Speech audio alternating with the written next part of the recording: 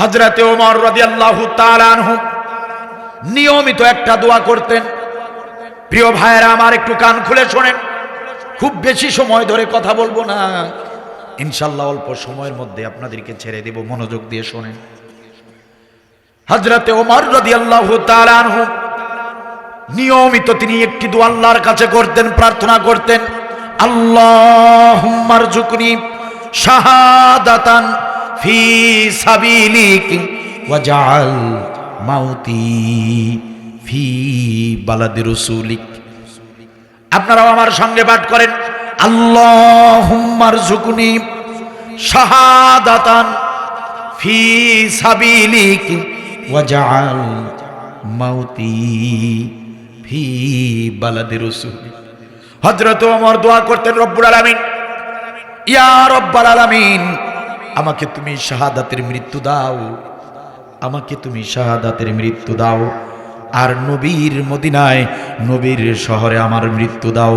চিৎকার দিয়ে বলেন সুবহানাল্লাহ।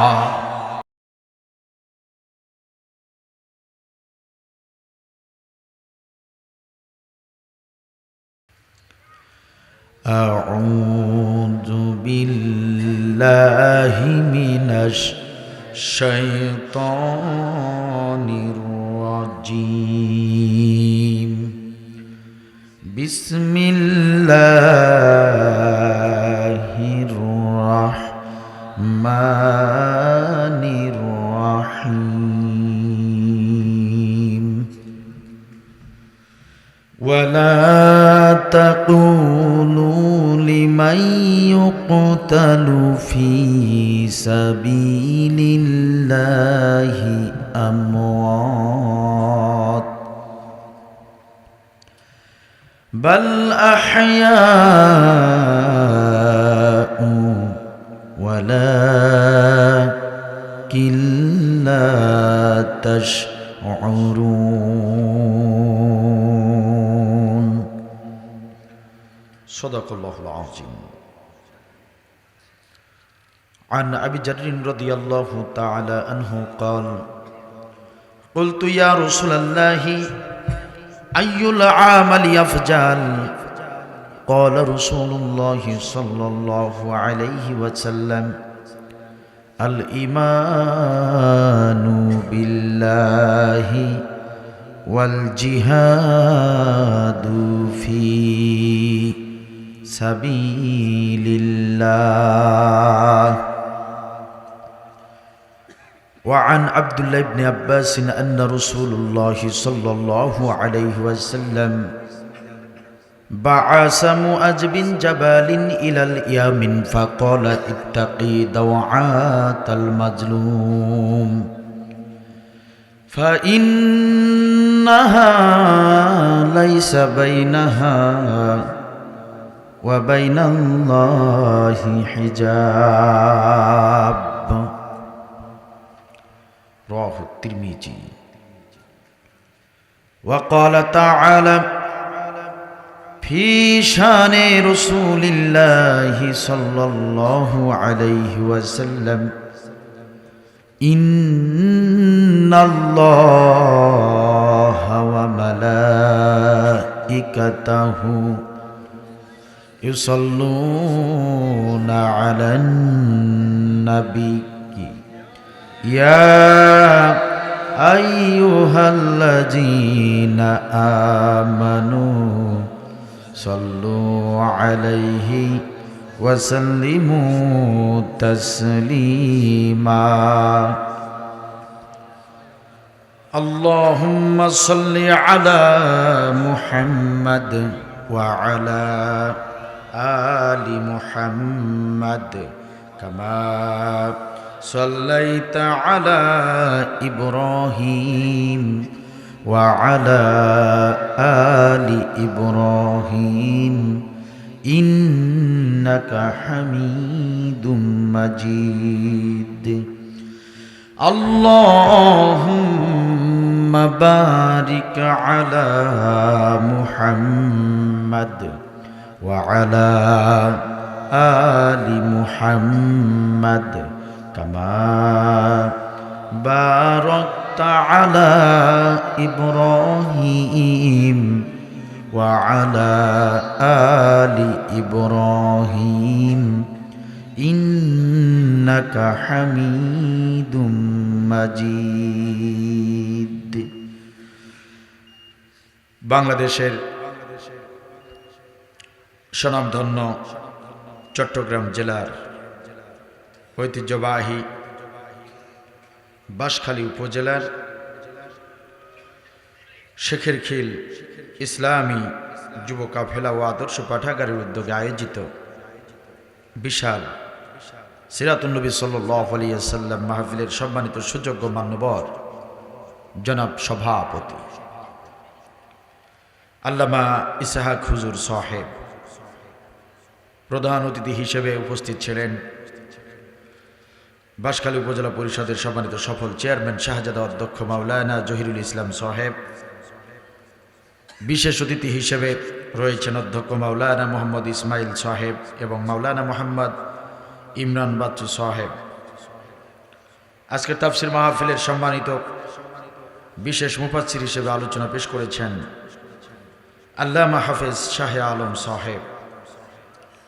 আরও আলোচনা পেশ করেছেন অধ্যাপক মাহমুদুল হাসান সাহেব, হজরত মাওলানা মীর মোহাম্মদ আদম সাহেব, হজরত মাওলানা মাহফুজুর রহমান সাহেব সহ ডানে বামে সামনে পিছনে জাতির শ্রেষ্ঠ সন্তান, যাদের অনেকেরই ছাত্র হওয়ার যোগ্যতা আমার নাই, নায়েবে রসুল হজরতে উলামায়ে কিরম, সম্মুখ উপবিষ্ট পিতৃ সমতুল্য সম্মানিত মুরব্বিয়ানে কিরম, কলিজার টুকরা যুবক ভাইরা, স্নেহাস্পদ ছোট ছোট কচিকাচা ভাইরা, গণপ্রজাতন্ত্রী বাংলাদেশ সরকারের বিভিন্ন প্রশাসনিক কর্মকর্তা কর্মচারী বৃন্দ, পর্দানশীলা মা ও বোনেরা এবং sound system, projector, monitor, YouTube চ্যানেলের সম্মানিত দায়িত্বশীল ভাইরা এবং এই সাউন্ড সিস্টেম থেকে আমার আওয়াজ, আমার কণ্ঠ যতদূর ধ্বনিত প্রতিধ্বনিত হচ্ছে আপনারা যারা শুনতে পাচ্ছেন, আমি সবাইকে জানাচ্ছি আমার অন্তরের অন্তরস্থল থেকে আন্তরিক শুভেচ্ছা এবং মোবারকবাদ। আসুন আলোচনার শুরুতে মহান মালিকের শানে শুকরিয়া আদায় করে নেই, যিনি আমাদেরকে বড় করুণা করে, মেহেরবানি করে, দয়া করে মাজালিসুল ইলমু হিয়া রাউজাতিম মিন রিয়াদিল জান্নাহ, জান্নাতের বাগান তথা কোরআনের এই মাজলিসে উপস্থিত হবার তৌফিক দিয়েছেন, ঠিক কিনা বলেন? আল্লাহ তাআলা আজকের দিনটাতে একবার নয়, দুবার নয়, 70 বার রহমতের নজরে তাকিয়ে আমাদেরকে এই কোরআনের বৈঠকে বসার তৌফিক দান করলেন। রাসূলুল্লাহ সাল্লাল্লাহু আলাইহি ওয়াসাল্লাম বলেন, আল্লাহ রাব্বুল আলামিন যাদের গুনাহ খাতা মাফ করতে চান, আল্লাহ তাআলা যাদের জন্য কল্যাণ দান করতে চান, আল্লাহ তাআলা যাদেরকে জান্নাতের পথে পরিচালিত করতে চান, কেবলমাত্র তাদেরকেই কোরআনের ইলম অর্জন করার সুযোগ দিয়ে থাকেন। চিৎকার দিয়ে বলুন আল্লাহু আকবার। তার মানে স্পষ্ট প্রতীয়মান হচ্ছে আমরা যারা আসতে পেরেছি, বসতে পেরেছি, আল্লাহ তাআলা আমাদের গুনাহ মাফ করার জন্য সিদ্ধান্ত নিয়েছেন, ঠিক কিনা বলেন? আল্লাহ তাআলা আমাদেরকে কবুল করেছেন বলেই আমরা শত ব্যস্ততা থেকে আমরা হেফাজত পেয়ে আল্লাহ রাব্বুল আলামিনের দয়ায় কোরআনের মাজলিসে উপস্থিত হবার তৌফিক পেয়েছি, ঠিক কিনা বলেন? অনেকে আসতে চেয়েছিল, আসতে পারে নাই, আল্লাহ তাআলা তাদেরকে কবুল করেন নাই। আপনাকে আমাকে কবুল করেছেন, এজন্য আমরা আল্লাহ তাআলার সামনে কৃতজ্ঞতা প্রকাশ করছি, হামদে বারি তাআলা পেশ করছি। আমরা সবাই বিনয়ের সঙ্গে, কণ্ঠের সঙ্গে কণ্ঠ মিলিয়ে, হৃদয় উজাড় করে আল্লাহর শুকরিয়া আদায় করছি, বলছি আলহামদুলিল্লাহ। দরুদ আর সালাম সাইয়্যিদুল মুরসালিন খাতামুন নবিয়্যিন রাহমাতাল লিল আলামিন জনাবে মুহাম্মাদুর রাসূলুল্লাহ সাল্লাল্লাহু আলাইহি ওয়াসাল্লামের শানে। সম্মানিত সুপ্রিয় দ্বীনী ভাইরা, আমি সাধারণত কোরআনুল কারীমের মাহফিলগুলোতে ভূমিকা ছাড়াই কথা বলি, ইনশাআল্লাহ তাআলা আজকেও তার ব্যতিক্রম হবে না। আমি কোরআনুল কারীমের একটি বিশেষ নির্দিষ্ট আয়াত আপনাদের সামনে শুরুতেই তিলাওয়াত করেছি। সেই আয়াতকে সামনে রেখে বিশ্বের প্রসিদ্ধ তাফসির গ্রন্থগুলো থেকে বিভিন্ন মুফাসসিরদের দেয়া বিবৃতি, বর্ণনা, রেফারেন্স, ব্যাখ্যা, বিশ্লেষণ আমি আমার মতো করে সহজ ভাষায় সংক্ষিপ্ত আকারে আপনাদের সামনে আলোচনা করার চেষ্টা করব। আশা করছি আজকের এই সংক্ষিপ্ত আলোচনা মনোযোগ দিয়ে যদি শোনেন, অনুধাবনের সঙ্গে যদি বোঝেন, মানার চেষ্টা যদি করেন, ওয়াল্লাহি আল্লাহ নামের কসম করে বলছি, আজকের এই সংক্ষিপ্ত আলোচনা আমাদের সকলের জন্য নাজাতের ওসিলা হয়ে যেতে পারে ইনশাআল্লাহ। এজন্য কথাগুলো মনোযোগ দিয়ে শুনতে হবে। কোনো ধরনের শব্দ করা যাবে না, নড়াচড়া করা যাবে না। কোরআনুল কারীম থেকে কথাগুলো জেনে জেনে, বুঝে বুঝে মানার চেষ্টা করতে হবে। আল্লাহ তাআলা আমাদের সবাইকে কোরআনুল কারীমের নির্দেশনার আলোকে গোটা জিন্দেগি পরিচালিত হবার তৌফিক দান করুন। সম্মানিত প্রিয় ভাইয়েরা, আমি কোরআনুল কারীমের 114টি সূরার ভেতর থেকে অতীব গুরুত্বপূর্ণ, বিশেষ মর্যাদাপূর্ণ অন্যতম একটি সূরা, কোরআনুল কারীমের 2 নম্বর সূরা সূরাতুল বাকারা নাজিল হয়েছে মদিনায়। এই সূরাটির 154 নম্বর আয়াত শুরুতেই আপনাদের সামনে তিলাওয়াত করেছি। আমি আবারও বলছি, 2 নম্বর সূরা সূরাতুল বাকারা নাজিল হয়েছে মদিনায়। 154 নম্বর আয়াতটি আপনাদের সামনে শুরুতেই তিলাওয়াত করেছি। ইনশাআল্লাহ তাআলা এই আয়াতকে সামনে রেখে আপনাদের সামনে খুব সংক্ষিপ্ত আকারে অল্প কিছু সময় আপনাদেরকে কষ্ট দিব, অল্প কিছু সময় আপনাদের সামনে এই আয়াতকে সামনে রেখে আয়াতের মূল নির্যাস, সারমর্ম, সারসংক্ষেপ কিছু কথা বলার চেষ্টা করব। আল্লাহ তাআলা যেন তৌফিক দান করেন। সূরাতুল বাকারা কোরআনুল কারীমের সবচেয়ে বড় সূরা, সবচেয়ে বড় সূরা। এই সূরাটি কোরআনুল কারীমের অন্যান্য সূরার মতো সাধারণ কোনো সূরা নয়। এই সূরাটির মর্যাদা, ফজিলত আল্লাহ তাআলার কাছে অন্যান্য সূরার থেকে অনেক বেশি। সুবহানাল্লাহ বলেন। রাসূলুল্লাহ সাল্লাল্লাহু আলাইহি ওয়াসাল্লাম বলেছেন, সূরাতুল বাকারা এবং সূরাতু আলে ইমরান, এই দুটি সূরা আল্লাহর কোনো বান্দাবান্দি যদি অধ্যয়ন করে, যদি বুঝে বুঝে আমল করে, কাল হাসরের ময়দানে আল্লাহ তাআলা তাদেরকে বিনা হিসাবে জান্নাতের ফয়সালা দিবেন। রাসূলুল্লাহ সাল্লাল্লাহু আলাইহি ওয়াসাল্লাম আরো বলেন, হাসরের ময়দানে তাম মানবতা যখন বিপদে পড়ে থাকবে, সূর্যটা মাথার নিকটে, তাম মানবতা, পৃথিবীর সকল মানুষগুলো কবর থেকে উত্থিত হবার পর হাসরের ময়দানে যখন মুসিবতের সময় সবাই যখন পানি পানি করে হাহাকার করবে, ঠিক সেই সময় এক শ্রেণীর মানুষের মাথার উপরে 2 খণ্ড মেঘ, এক শ্রেণীর মানুষের মাথার উপরে 2 খণ্ড মেঘ ছায়া দিতে থাকবে। সুবহানাল্লাহ বলেন। হাসরের ময়দানে সমস্ত মানুষগুলো যখন মুসিবতে পড়ে আছে, ঠিক সেই সময় এক শ্রেণীর মানুষ তারা ছায়া পাবে। 2 খণ্ড মেঘ তাদের মাথার উপরে এসে ছায়া দিতে থাকবে। সাহাবীরা বললেন, ইয়া রাসূলুল্লাহ, ইয়া হাবিবাল্লাহ, তারা কোন লোক? কি এমন আমল করে তারা হাসরের ময়দানে উঠেছে যে তাদেরকে আল্লাহ তাআলা মেঘখণ্ড দিয়ে ছায়া দিবে? রাসূলুল্লাহ সাল্লাল্লাহু আলাইহি ওয়াসাল্লাম বলেন, পৃথিবীর জমিনে যারা সূরাতুল বাকারা আর সূরা ইমরান, এই দুটি সূরা যারা নিয়মিত অধ্যয়ন করেছে, এবং মানার চেষ্টা করেছে, আল্লাহ রাব্বুল আলামিনের ইচ্ছায় ওই সূরা দুটি মেঘখণ্ড হয়ে হাসরের ময়দানে ওই আল্লাহর বান্দা বান্দীদেরকে ছায়া দিতে থাকবে। চিৎকার দেবেন আল্লাহু আকবার। ফজিলত মর্যাদা কম না বেশি? রাসূলুল্লাহ সাল্লাল্লাহু আলাইহি ওয়াসাল্লাম বলেন, সাহাবীরা শোনো, আল্লাহর কোন বান্দা বান্দী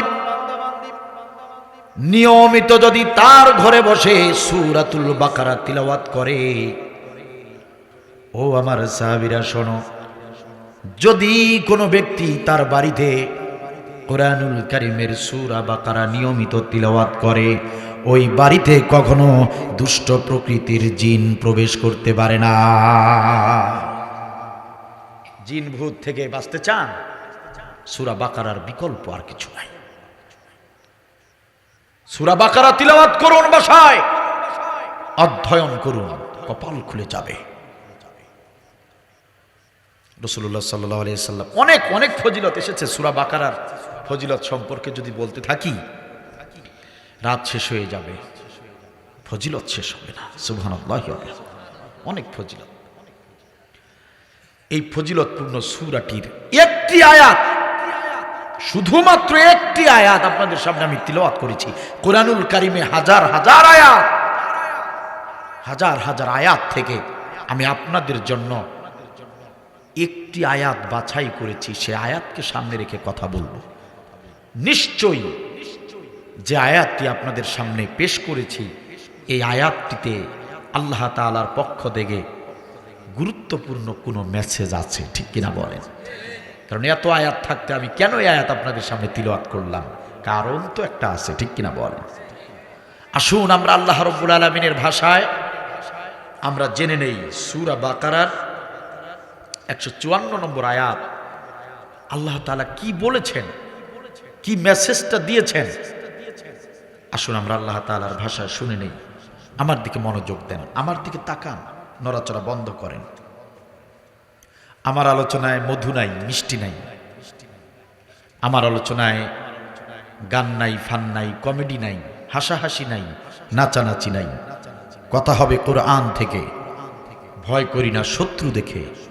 আলোচনা শুরু করতে চাই আল্লাহ তাআলাকে সাক্ষী রেখে। রাজি আছেন সবাই? সবাই রাজি আছেন?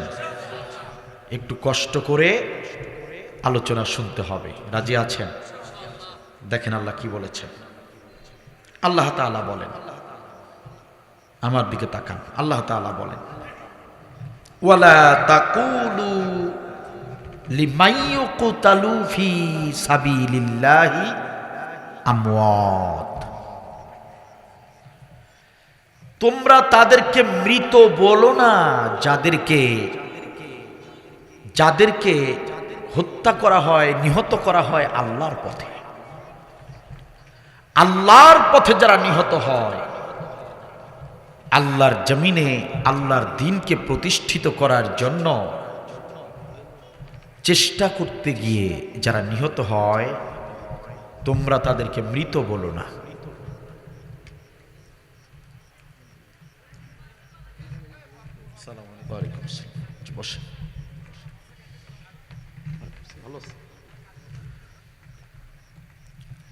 একটু মনোযোগ দেন প্রিয় ভাইরা।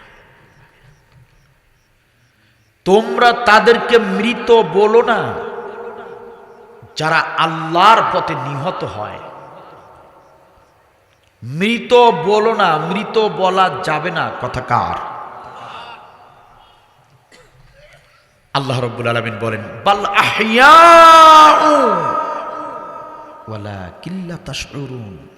বরং তারা জীবিত। বরং তারা কারা জীবিত? যাদেরকে মেরে ফেলা হয়েছে। কাদেরকে? যারা দিন কায়েমের জন্য মরেছে। কথা কি বোঝা যায়? আল্লাহ বলছেন, যারা আমি আল্লাহর পথে নিহত হয় তোমরা তাদেরকে মৃত বলো না, বাল আহইয়াউ, বরং তারা জীবিতই থাকে, তারা জীবিতই আছে। সুবহানাল্লাহ বলবেন না? ওয়ালাকিন লা তাশউরুন, কিন্তু তোমরা সেটা বুঝতে পারো না। তারা যে জীবিতই আছে এটা আমরা কি পারি না? বুঝতে পারি না, উপলব্ধি করতে পারি না। কেন পারি না? আমরা পৃথিবীতে অনেক কিছুই বুঝতে পারি না, উপলব্ধি করতে পারি না। যেমন বাতাসের রং, কি রং? বাতাসের রং কি কেউ জানেন না? বাতাস আছে না নাই? এখানে আছে বাতাস, এখানেও আছে, নাই? বেঁচে আছেন কেমনে? আছে, আছে, বাতাস আছে। এখন যদি বলি দেখান, পারবেন? দেখাতে পারবেন? তো বাতাস আছে, কিন্তু আমরা সেটা দেখি না। এই কোরআনের মাহফিল জুড়ে চারপাশে অসংখ্য অগণিত ফেরেশতা এসেছেন, রহমতের ফেরেশতা এসেছেন, চারপাশটা ঘিরে আছেন। আপনার আমার নাম তাদের হাতের খাতায়, আপনার আমার নাম লেখা হয়েছে। নামের ডান পাশে বাবার নাম লেখা হয়েছে, তার ডান পাশে সোয়াবের অঙ্ক আছে, সোয়াব তারা লিখতেছেন। যতক্ষণ কোরআনের মাহফিল চলবে ততক্ষণ তারা আপনার আমার নামের ডান পাশে সোয়াবের অঙ্ক লিখতেই থাকবেন। যতক্ষণ কোরআনের কথা চলবে ততক্ষণ সোয়াব হতেই থাকবে, অন্যদিকে গুনাহ মাফ হতেই থাকবে। সুবহানাল্লাহ বলবেন না? দেখাতে পারবেন? ফেরেশতা দেখাতে পারবেন? আল্লাহ রাব্বুল আলামিন বলেন, গোলামেরা শোনো, ওয়ালা তাকুলু লিমান ইউকতালু ফি সাবিলিল্লাহি আমওয়াত বাল আহইয়াউ ওয়ালাকিন লা তাশউরুন। ও পৃথিবীর গোলামেরা আমার শোনো, আল্লাহর জমিনে আল্লাহর দ্বীনকে প্রতিষ্ঠার জন্য, আল্লাহর জমিনে আল্লাহর বিধানকে কায়েম করার জন্য যারা যথেষ্ট চেষ্টা করে, প্রাণপণ চেষ্টা করে, প্রাণান্তকর যারা চেষ্টা করে, জালিম শক্তি, বাতিল শক্তি তাদেরকে সহ্য করতে পারে না, তাদেরকে বরদাস্ত করতে পারে না। বাতিল শক্তি তাদেরকে হত্যা করে, অন্যায়ভাবে তাদেরকে নিহত করে। খবরদার, খবরদার গোলাম, যারা দিন কায়েমের লক্ষ্যে কাজ করতে গিয়ে নিহত হলো, তোমরা তাদেরকে মৃত বলো না, তাদেরকে মৃত বলো না। তাদের নামের পূর্বে মৃত শব্দ লিখো না, মৃত কথাটি বলো না, না না, মৃত বলো না। বাল আহইয়া,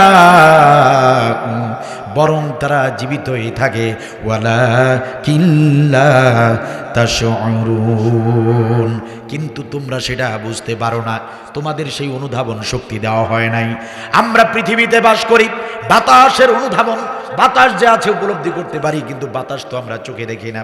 আমাদের প্রতিবেশী আরেকটা জাতি আছে, জিন জাতি, আমাদের প্রতিবেশী, পৃথিবীতেই তারা বাস করে। আমাদের মতোই কোরআনের বিধান তাদেরকেও মানতে হয়, কিন্তু জিন জাতিকে আমরা দেখতে পারি না। তার মানে আমরা অনেক কিছুই পৃথিবীতে দেখতে পারি না, বুঝতে পারি না। আল্লাহ রাব্বুল আলামিন বলেন, গোলামেরা ঠিক সেরকম তারা জীবিতই থাকে, কিন্তু গোলাম তোমরা সেটা বুঝতে পারো না। কথা কি আমার নাকি আল্লাহর?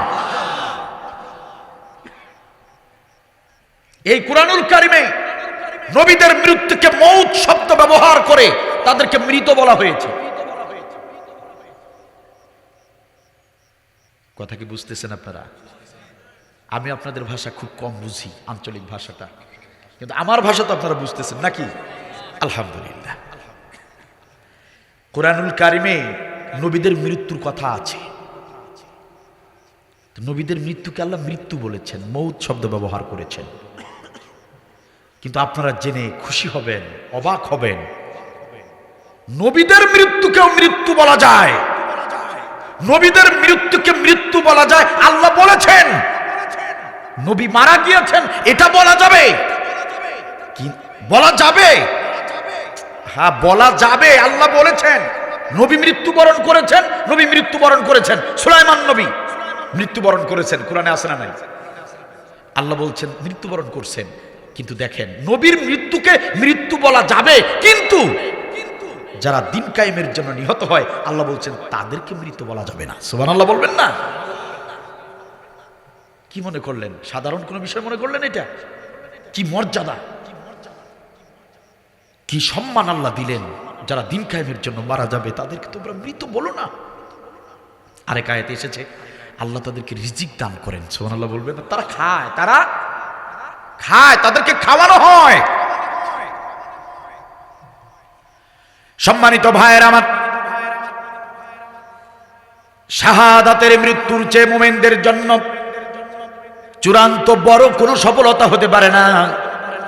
মুমিনদের জন্য সবচেয়ে বড় বিজয় হলো, মুমিনদের জন্য সবচেয়ে বড় সফলতা হলো শাহাদাতের মৃত্যু। শাহাদাতের ফজিলতের কথা যখন কোরআনে বর্ণনা হতে থাকলো, বিশ্ব নবী সাল্লাল্লাহু আলাইহি ওয়াসাল্লামের কাছে আল্লাহ রাব্বুল আলামিন শাহাদাতের ফজিলত সম্পর্কে যখন বর্ণনা করলেন, রাসূলুল্লাহ সাল্লাল্লাহু আলাইহি ওয়াসাল্লাম সাহাবীদের সামনে যখন শাহাদাতের মৃত্যুর ফজিলতগুলো বর্ণনা করলেন, সাহাবীরা পাগল হয়ে গেল। শাহাদাতের মৃত্যুর জন্য সাহাবীরা পাগল হয়ে গেল। শাহাদাতের মৃত্যুর জন্য সাহাবীরা আকাঙ্ক্ষা পোষণ করল। প্রত্যেক সাহাবীর মনে স্বপ্ন ছিল শাহাদাতের মৃত্যুর কথা। বলেন ঠিক কিনা? হযরতে ওমর রাদিয়াল্লাহু তাআলা আনহু নিয়মিত একটা দোয়া করতেন। প্রিয় ভাইয়েরা আমার, একটু কান খুলে শোনেন। খুব বেশি সময় ধরে কথা বলবো না, ইনশাআল্লাহ অল্প সময়ের মধ্যে আপনাদেরকে ছেড়ে দেব। মনোযোগ দিয়ে শোনেন। হযরতে ওমর রাদিয়াল্লাহু তাআলা আনহু নিয়মিত তিনি একটি দোয়া আল্লাহর কাছে করতেন, প্রার্থনা করতেন, আল্লাহুম্মা রযুকনি শাহাদাতান ফি সাবিলিক ওয়াজআল মাউতি ফি বালাদি রাসূলিক। আপনারাও আমার সঙ্গে পাঠ করেন, আল্লাহুম্মা রযুকনি শাহাদাতান ফি সাবিলিক ওয়াজআল মাউতি ফি বালাদি রাসূলিক। হযরত ওমর দোয়া করতেন, রব্বুল আলামিন, ইয়া রব্বাল আলামিন, আমাকে তুমি শাহাদাতের মৃত্যু দাও, আমাকে তুমি শাহাদাতের মৃত্যু দাও, আর নবীর মদিনায়, নবীর শহরে আমার মৃত্যু দাও। চিৎকার দিয়ে বলেন সুবহানাল্লাহ। শাহাদাতের মৃত্যুর কামনা করলেন হযরত ওমর। আল্লাহ তাআলা হযরত ওমরের এই স্বপ্ন, আকাঙ্ক্ষা পূরণ করেছেন। সুবহানাল্লাহ বলবেন না? আমরা বলি আল্লাহ, হযরত ওমরের যে দোয়া হযরত ওমর পড়েছিলেন, হযরত ওমরের যে দোয়া তুমি কবুল করে তাকে শাহাদাতের মৃত্যু দিয়েছো, আমরাও হযরত ওমরের সেই দোয়া সবাই মিলে পড়লাম, আমাদেরকেও তুমি শাহাদাতের মৃত্যু দাও। ইসলাম এই দিন প্রতিষ্ঠিত করবার জন্য সবচেয়ে যে জিনিসটা বেশি ভূমিকা রেখেছে সেটা হলো মুমিনদের জীবন। মুমিনদের জীবনের বিনিময়ে ইসলামটা টিকে আছে। ইসলাম প্রতিষ্ঠিত হয়েছিল মুমিনদের জীবনের বিনিময়ে। রক্ত আর জীবন দিয়ে তারা ইসলামকে প্রতিষ্ঠিত করেছিল। ইসলাম শুধু সহজ আমলগুলো করার নাম নয়, বরং নামাজ, রোজা, হজ, যাকাত, দান, সাদাকা, পিতামাতার সেবা, আত্মীয়তার হক, প্রতিবেশীর হক, মসজিদ মাদ্রাসার খেদমত, তাফসীর মাহফিল, সমস্ত আমলগুলোর পাশাপাশি দিন কায়েমের জন্য শাহাদাতের তামান্না নিয়ে জিহাদ ফি সাবিলিল্লাহ সবচেয়ে প্রাণান্তকর চেষ্টা করার মাধ্যমে, দিন কায়েমের লক্ষ্যে জিহাদ করার মাধ্যমে আল্লাহর খুশিটাকেই সবচেয়ে বেশি প্রাধান্য দেয়া, এটাই হলো সবচেয়ে বড় আমল। ঠিক কিনা বল? শুধু নামাজ, রোজা, হজ, যাকাত করবেন, জিহাদের আমল করবেন না, শাহাদাতের পথ আপনি বেছে নেবেন না, এটা মুনাফিকের লক্ষণ। ঠিক কিনা বলেন? সম্মানিত ভাইয়ের আমার, এজন্য দিন কায়েমের জন্য, আল্লাহর খুশির জন্য আপনাকে আমাকেও নবী সাল্লাল্লাহু আলাইহি ওয়াসাল্লামের সাহাবীদের মতো জিহাদের জন্য প্রস্তুত থাকতে হবে। শাহাদাতের তামিঠের মধ্যে ঢুকিয়ে দেয় হযরত ওমর রাদিয়াল্লাহু তাআলা আনহু সেই বিষের ছুরির আঘাতে তিনি নিহত হন, শহীদ হয়ে যান। সুতরাং দ্বীনের জন্য যারাই ভূমিকা রেখেছেন তাদের রক্ত গিয়েছে, তাদের জীবন গিয়েছে, বিনিময়ে আমরা সেই ইসলাম পেয়েছি। ইসলাম সস্তা কোনো জীবন ব্যবস্থার নাম নয়।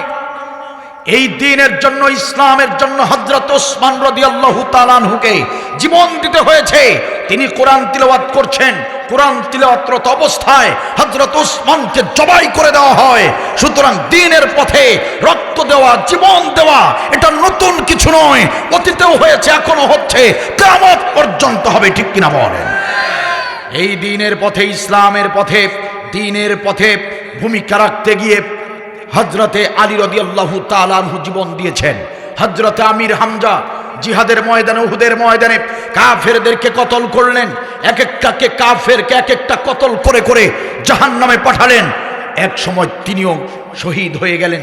শুধু শহীদই হলেন না, হযরতে আমির হামজা শহীদ হবার পরে কাফের বেঈমানরা আমির হামজার বুক চিরে কলিজা বের করে চিবিয়ে চিবিয়ে খেয়েছে। এটার নাম ইসলাম। ইসলাম কোনো সস্তা জীবন ব্যবস্থা নয়।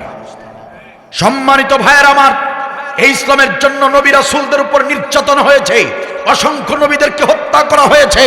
এই ইসলামের কথা বলার কারণে, দিন কায়েমের অপরাধে অসংখ্য সাহাবীরা অকাতরে জীবন দিয়েছেন। সুতরাং সেই ইসলামের জন্য আজও যারা কাজ করতে চায়, আজও যারা দিন কায়েমের প্রতিশ্রুতি নিয়ে সামনের দিকে এগিয়ে যেতে চায়, আজও যারা শাহাদাতের তামান্না নিয়ে দিন কায়েমের জন্য অগ্রণী ভূমিকা রাখে, আজও বর্তমান সময়ের জালিম শক্তি, বাতিল শক্তি তাদের বিরুদ্ধে ষড়যন্ত্র করেছে। কিয়ামত পর্যন্ত বাতিল শক্তি, জালিম শক্তি দিন কায়েমের সৈনিকদের বিরুদ্ধে তারা ষড়যন্ত্র করবে, এটাই বাস্তব। ঠিক কিনা বলে?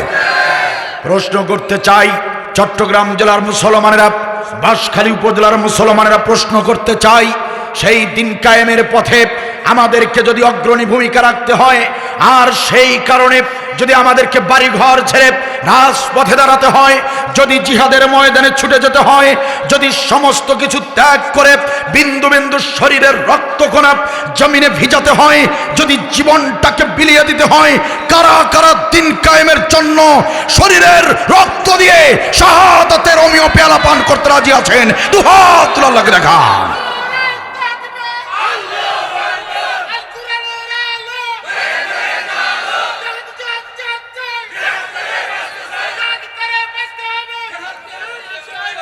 মাশাআল্লাহ, মাশাআল্লাহ, জাযাকাল্লাহু খায়র। আল্লাহ তাআলা আমাদের সবাইকে জিহাদের পথে কবুল করুন। সুতরাং শাহাদাতের মর্যাদা, ফজিলত আল্লাহ তাআলার কাছে অনেক অনেক বেশি। রাসূলুল্লাহ সাল্লাল্লাহু আলাইহি ওয়াসাল্লাম বলেন, যারা আল্লাহর পথে নিহত হয়, যারা শহীদ হয়, তাদের স্পেশাল 6টি পুরস্কার দেওয়া হয়। সুবহানাল্লাহ বলবেন না? কয়টি পুরস্কার? 6টি। 1 নম্বর পুরস্কার, 1 নম্বর পুরস্কার, তাদের রক্ত জমিনে পড়ার পূর্বেই, তাদের রক্ত জমিনে স্পর্শ হওয়ার পূর্বেই তামাম জিন্দেগির গুনাহ খাতা মাফ করে দেওয়া হয়। 2 নম্বর পুরস্কার, তাদের মৃত্যুর কোনো যন্ত্রণা হবে না। পিঁপড়া কাটার চেয়েও, পিঁপড়া কাটার যে যন্ত্রণা, সেটার চেয়েও সহজ যন্ত্রণা দেওয়া হয়। সুবহানাল্লাহ বলবেন না?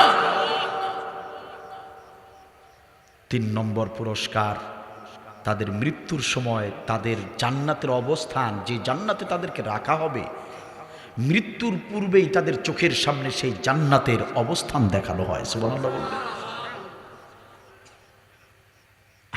কি মর্যাদা! আল্লাহ রাব্বুল আলামিন বলেন, গোলামেরা শোনো, ইন্নাল্লাহা ইউহিব্বুল্লাযীনা ইউকাতিলুনা ফী সাবিলিহি সাফফান কান্নাহুম বুনিয়ানুম মারসুস। আল্লাহ তাআলা বলেন, ইন্নাল্লাহা, নিশ্চয় আল্লাহ, ইউহিব্বুল্লাযীনা, তাদেরকে ভালোবাসেন, তাদেরকে মহব্বত করেন। পৃথিবীতে কোটি কোটি, হাজার কোটি গোলাম আছে, সেই গোলামদের ভিতরে আল্লাহ রাব্বুল আলামিন ওই গোলামদেরকে পছন্দ করেন, ওই গোলামদেরকে আল্লাহ রাব্বুল আলামিন মহব্বত করেন, ওই গোলামদেরকে আল্লাহ রাব্বুল আলামিন ভালোবাসেন, যে গোলামেরা ইউকাতিলুনা ফি সাবিলিহি, আল্লাহর পথে যারা লড়াই করে, আল্লাহর পথে যারা সংগ্রাম করে, আল্লাহর জমিনে আল্লাহর দ্বীনকে প্রতিষ্ঠিত করবার জন্য যারা লড়াই করে, আল্লাহ রাব্বুল আলামিন বলেন আমি ওই গোলামদেরকে সবচেয়ে বেশি ভালোবাসি। কথা আমার নাকি আল্লাহ? আল্লাহ ভালোবাসেন তাদেরকে। এই জিহাদের আমল করতে গিয়ে যারা ষড়যন্ত্রের শিকার হয়ে যায়, এই জিহাদের পথে চলতে চলতে বাতিল শক্তি যাদেরকে হত্যা করে দেয়, আল্লাহ রাব্বুল আলামিন বলেন আমি আল্লাহ তাআলা আরশে আজিমে বসে আমি তামাশা দেখি না, আরশে আজিমে বসে আমি চুপ করে বসে থাকি না। যখনই আমার জিহাদের কোনো সৈনিক বিপদে পড়ে যায় অথবা তাদেরকে হত্যা করে দেওয়া হয়, আমি আল্লাহ রাব্বুল আলামিন ওই সৈনিককে, ওই গোলামকে উৎসাহিত করার জন্য, শক্তি সাহস বাড়ানোর জন্য, ওই গোলামকে জিহাদের পথে অটল রাখবার জন্য আমি আল্লাহ রাব্বুল আলামিন তার উপরে ফেরেশতা নাজিল করি। চিৎকার দিয়ে বলেন সুবহানাল্লাহ। তাতানাজ্জালু আলাইহিমুল মালাইকা আল্লাহ তাখাফু ওয়ালা তাহজানু ওয়া আবশিরু বিল জান্নাহ। আল্লাহু আকবার।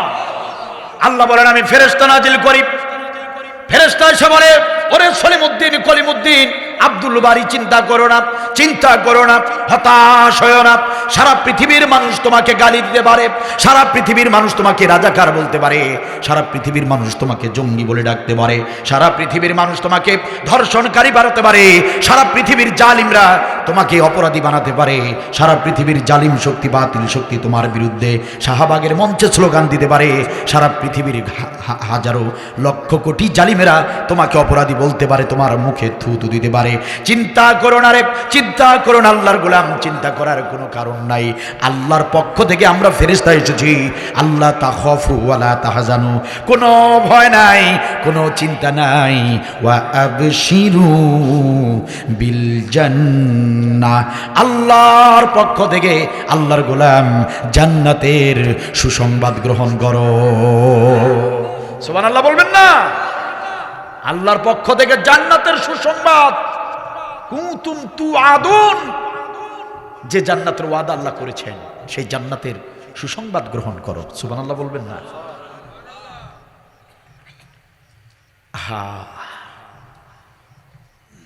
জিহাদের সৈনিক, জিহাদের আমল যারা করেছেন, 2 ঘন্টা পরে ফাঁসিতে ঝুলানো হবে।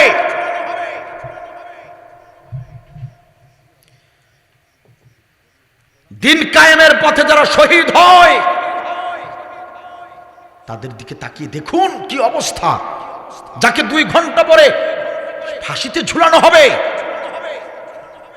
জেলখানার প্রহরীকে সে বলছে যে 2 ঘন্টা সময় আছে, যেহেতু ফাঁসির, একটু ঘুমিয়ে নেই।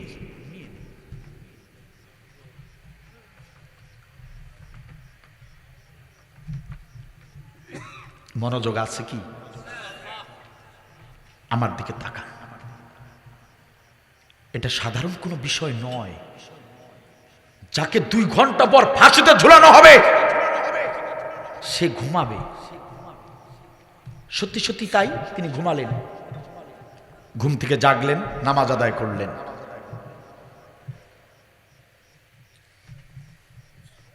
পুলিশ প্রহরী তারা আসলেন, হুজুর চলেন ফাঁসির মঞ্চে। ছেলেকে বলছেন, ছেলে বলো তো ফাঁসির মঞ্চে কি জামা পরে যাব? লুঙ্গি পরে নাকি পাঞ্জাবি পাজামা পরে যাব? কি সাধারণ জিনিস, তাই না? এটা সাধারণ জিনিস ভাবতেছেন? হ্যাঁ, সাধারণ মনে হতে পারে।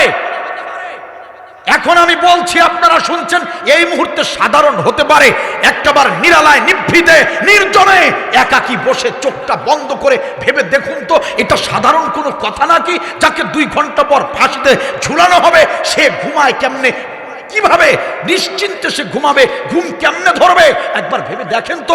আবার সে কিনা ফাঁসির মঞ্চে যাবেন, সে টেনশনে আছেন কি পরে যাবেন, কোন জামা পরলে ভালো লাগবে তার। এটা তো আমরা জানি যে বর পক্ষ বর যখন বিয়ে করতে যায় একবার দুলাভাইকে বলে, একবার বন্ধুকে বলে, বন্ধু এটা পরলে ভালো লাগে নাকি শিরোয়ানিটা পরবো নাকি এই পাঞ্জাবিটা পরবো, একবার বন্ধুকে জিগায়, একবার দুলাভাইকে জিগায়। বর যখন বিয়ে করতে যায় তখন সে জিগায়, বন্ধু বল তো কোনটা পরলে ভালো হবে। উনি ফাঁসির মঞ্চে যাবেন, মনে হচ্ছে বিয়ে করতে যাচ্ছেন। সুবহানাল্লাহ বলবেন না?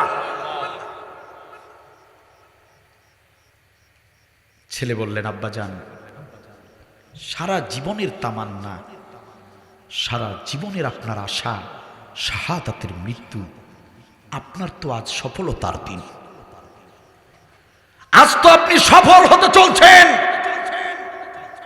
শাহাদাতের তামান্না নিয়ে দিন কায়েমের আন্দোলন করেছেন। আজকে আপনাকে বাতিল শক্তি ফাঁসিতে ঝুলানোর অর্থ হলো কিছুক্ষণের মধ্যেই আল্লাহর সঙ্গে আপনার দিদার হয়ে যাবে। আপনি লুঙ্গি পরে কেন যাবেন আব্বাজান? আপনি সেজে গুজে পাঞ্জাবি পাজামা পরে ফাঁসির মঞ্চে উঠবেন। সুন্দর পাঞ্জাবি পাজামা পরে সুঘ্রাণ মেখে বরের মতো চলছেন মুজাহিদ সৈনিক, বরের মতো চলছেন দিন কায়েমের সৈনিক, বরের মতো চলছেন। অ্যান্ড্রয়েড ফোন তো এখন ঘরে ঘরে হাতে হাতে, সার্চ দিয়ে দেখবেন, গুগলে সার্চ দিয়ে দেখুন, পৃথিবীর প্রত্যেকটা দেশে বড় বড় অপরাধীদেরকে যখন ফাঁসিতে ঝুলানো হয়, ফাঁসির রায় যেদিন ওই আসামি জানতে পারে, ফাঁসির চিঠি যেদিন সেই আসামি জানতে পারে অমুক তারিখে অমুকটার সময় তাকে ফাঁসিতে ঝুলানো হবে, এটা যখন আসামি জানতে পারে তখন থেকে সে পাগল হয়ে যায়, চিল্লাচিল্লি করে, কান্নাকাটি করে, খাওয়া বন্ধ করে দেয়। একবার জজকে গালি দেয়, একবার উকিলকে গালি দেয়, একবার বাড়ির লোকরা দেখা করতে আসলে তাদেরকে গালি দেয়। তোরা আমাকে মেরে ফেলেছিস, তোরা আমাকে ফাঁসিতে ঝুলাতে চেয়েছিস, আমার জন্য সঠিকভাবে চেষ্টা করিস নাই, আমার জন্য কোটি টাকা কেন খরচ করলি না, এরকম তোলপাড় করে ফেলে। ফাঁসির আদেশ হয়ে গেলে আসামিরা পাগলের মতো হয়ে যায়, চিৎকার করে, চেঁচামেচি করে। অথচ ডাক্তার তাদেরকে ট্রিটমেন্ট করলেন, সুস্থ স্বাভাবিক মানুষ। সুবহানাল্লাহ বলবেন? সম্মানিত ভাইয়েরা আমার, কোন অপরাধীকে যখন ফাঁসির মঞ্চে নিয়ে যাওয়া হয়, পৃথিবীর জমিনের কোন জেলখানার অপরাধী স্বেচ্ছায় ফাঁসির মঞ্চে যায় না ভাইরা, স্বেচ্ছায় কেউ যায় না, যেতে পারে না। পুলিশ প্রহরী প্রশাসন, যারা প্রশাসনের লোকগুলো আসামিকে টেনে হিচড়ে ফাঁসির মঞ্চে নিয়ে যায়, টেনে হিচড়ে ফাঁসির মঞ্চে নিয়ে দাঁড় করায়। অথচ দিন কায়েমের সৈনিক তাদের দিকে লক্ষ্য করেন, প্রিয় ভাইয়ারা আমার, সুন্দর পাঞ্জাবি পাজামা পরে সুঘ্রাণ মেঘে হেঁটে হেঁটে চলছেন ফাঁসির মঞ্চে। যারা প্রহরী, যারা পুলিশ, তারা পিছনে পড়ে যাচ্ছে, আমাদের নেতা সামনে এগিয়ে যাচ্ছে। টানতে হলো না, অনুরোধ করতে হলো না, হাত ধরতে হলো না, গ্রেপ্তার করে টেনে হিচড়ে নিতে হলো না, বরং যারা নিতে এসেছে তারা পিছনে পড়ে যায়। আর দিন কায়েমের সৈনিক স্বেচ্ছায় সানন্দে খুশি চিত্তে সামনের দিকে সবাইকে পিছনে ফেলে সামনের দিকে হেঁটে হেঁটে যায়। জল্লাদ ডাক দিয়ে বলে, হুজুর, ও হুজুর, একটুখানি মাথাটা নিচু করেন, আমাদের ফাঁসির মঞ্চের কিছু নিয়ম কানুন রয়েছে। ফাঁসির মঞ্চে তুলে ওই ব্যক্তিকে, ফাঁসির আসামিকে মাথায় জমটুপি পরাতে হয়, জমটুপি পরানো হয়। এরপর দুটি হাত পিছনে নিয়ে হাত দুটি বেঁধে ফেলতে হয়, তারপরে পা দুটি একত্র করে বেঁধে ফেলতে হয়। হুজুর গো, মাথাটা একটু নিচু করেন, আপনার মাথায় কালো জমটুপিটা পরিয়ে দেব। হুজুর ডাকতে বলে, ও জল্লাদ রে, জল্লাদ রে, মাথা নিচু করার অভ্যাসটা যদি থাকতো তাহলে ফাঁসির মঞ্চে আমাকে আসতে হতো না রে জল্লাদ। মাথা নিচু করব না, বরং তোমার জমটুপি আমার হাতে দিয়ে দাও। জমটুপি জল্লাদের হাত থেকে, আপনার আমার নেতা, ইসলামী আন্দোলনের নেতা, জল্লাদের হাত থেকে জমটুপি নিয়ে নিজেই মাথায় ভরে নিলেন। এরপর তার হাত পা বেঁধে ফাঁসিতে ঝুলানো হলো। কালেমা পড়তে পড়তে, ইস্তেগফার পড়তে পড়তে, হাসতে হাসতে জীবন দিয়ে দিলেন। কারণটা কি? কারণ হলো আল্লাহ রাব্বুল আলামিন কোরআনুল কারীমে বলে দিলেন, গোলামেরা, এটা এটা বিস্ময়কর কোনো ঘটনা নয়, আশ্চর্য হবার কোনো কারণ নয়। কারণ হলো আমি আল্লাহ রাব্বুল আলামিন আরশে আযমে বসে তামাশা দেখি না, ওই মুহূর্তে আমি ওই গোলামের জন্য ফেরেশতা নাজিল করি। ফেরেশতা এসে বলে, আল্লাহর গোলাম রে, ও আল্লাহর গোলাম নিজামী, চিন্তা করো না রে, চিন্তা করো না, হতাশ হয়ো না। তোমাকে সারা পৃথিবীর জালিমরা অপরাধী বানিয়েছে, কিন্তু আল্লাহ ঘোষণা করেছেন তুমি নিজামী আল্লাহর একজন প্রিয় গোলাম। আল্লাহু আকবার। ইন্নাল্লাহা ইউহিব্বুল্লাযিনা ইউকাতিলুনা ফি সাবিলিহি, যারা দিন কায়েমের জন্য লড়াই করে, যারা দিন কায়েমের জন্য চেষ্টা করে, দিন কায়েমের জন্য যারা সংগ্রাম করে, আল্লাহর ঘোষণা হলো ওরাই হলো আল্লাহর মহব্বতের গোলাম। চিন্তা করো না রে আল্লাহর গোলাম, চিন্তা করো না। রাসূলুল্লাহ সাল্লাল্লাহু আলাইহি ওয়াসাল্লাম বলেন, তাদের যখন মেরে ফেলা হয় মৃত্যু যন্ত্রণা নাই, তাদের গুনাহগুলো মাফ করে দেয়া হয়। রাসূলুল্লাহ সাল্লাল্লাহু আলাইহি ওয়াসাল্লাম বলেন, মৃত্যুর সময়, মৃত্যুর পূর্বেই তাদের চোখের সামনে জান্নাত তুলে ধরা হয়, জান্নাতের দৃশ্য দেখে দেখে তাদের মৃত্যু হয়, জান্নাতের অবস্থান তাদের সামনে তুলে ধরা হয়। এই জন্য মৃত্যুকে তারা ওই সময় ভয় পায় না, মৃত্যু কেমনে হয় তারা টের পায় না। জান্নাতের জায়গাটা চোখের সামনে যখন তুলে ধরা হয়, জান্নাতটা কি সুন্দর জিনিস কেমনে বোঝাবো প্রিয় ভাইরা। সারা পৃথিবীর আলেম ওলামা একত্র হয়ে সারা রাত ধরে যদি জান্নাতটাকে বোঝাতে চায়, সেই জান্নাতের 100 ভাগের 1 ভাগ সৌন্দর্য তারা বোঝাতে পারবে না। জান্নাত এত সুন্দর জিনিস, সেই সুন্দর জান্নাতটা দেখতে দেখতে জান্নাতের দরজায় দরজায় 72 জন হুর দাঁড়িয়ে দাঁড়িয়ে ডাকছে, আব্দুল বারী চলে আয়, আব্দুল বারী রে আসো আসো, চলে আসো, তোমার দিদারের অপেক্ষায় আমরা তোমার স্ত্রীরা দাঁড়িয়ে আছি। ও নিজামী চলে আসো, চলে আসো, ও আল্লামা সাইদি চলে আসো, আমরা জান্নাতের দরজায় তোমার জন্য অপেক্ষা করছি। এই দৃশ্য যখন তাদের সামনে তুলে ধরা হয়, ওই দৃশ্য দেখতে দেখতে তারা একটুও বুঝতে পারে না তাদের ফাঁসি হয়ে গিয়েছে, তাদেরকে মেরে ফেলা হয়েছে, তাদেরকে আল্লাহ তাআলা বুঝতে দেন না। এজন্য রাসূল বলেছেন, মৃত্যুর পূর্বেই তাদের সামনে জান্নাতের অবস্থান দেখানো হয়।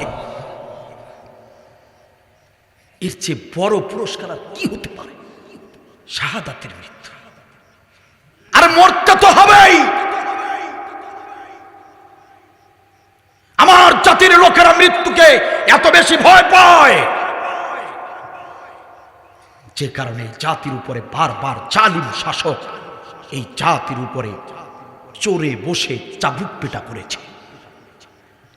কারণ মুসলমানরা যেদিন থেকে নিজের জীবনকে বেশি ভালোবাসতে শিখেছে, সেদিন থেকেই মুসলমানেরা বিধর্মীদের পায়ের নিচে পিষ্ট হতে চলেছে। যতদিন এই মুসলমানেরা জীবনকে ভালো না বেসে জীবন দেয়াকে ভালোবেসেছে, ততদিন সারা বিশ্বের জমিন মুসলমানরা নেতৃত্ব দিয়েছে। অতীতের দিকে তাকান, ইতিহাসের দিকে তাকান,